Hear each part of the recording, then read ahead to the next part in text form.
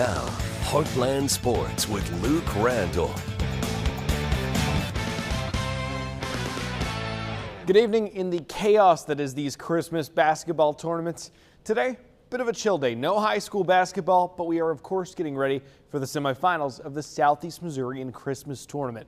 From Cape County, we have two typical powerhouse programs, Notre Dame and Jackson, both making the semis. They will face off in the semifinals. Jackson is coming off a win over Delta where they showed some weaknesses, but also some strength in their depth, having a great final quarter to beat the Bobcats. Notre Dame, they kept ahead of Charleston most of the way, and they held on at the end to give the Bulldogs a chance at making the championship game.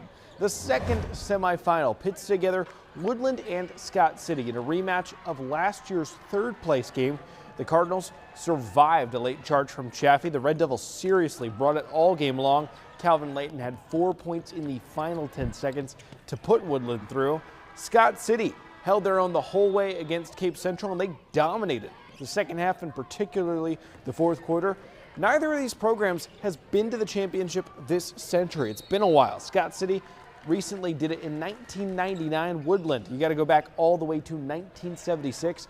Here is the schedule at the Show Me Center for tomorrow. Jackson, Notre Dame, 6 o'clock. Woodland SC, 7:30. Consolation games will also start prior to this, starting at around noon. Bloomfield will also have its semifinals on Monday. The top-seeded Dexter Bearcats, they will face off against Van Buren at 7. The Bulldogs have never made the championship game.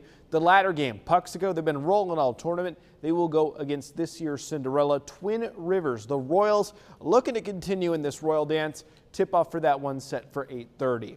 Southern Illinois, we did not forget you. The El Dorado Holiday Tournament has a final day tomorrow. That's right, the semifinals and the championship on the same day. Carterville, Fairfield at noon, then Vienna, Anna, Jonesboro right after. I believe Herons won this tournament the last 4 years, so either way, we're guaranteed a new winner.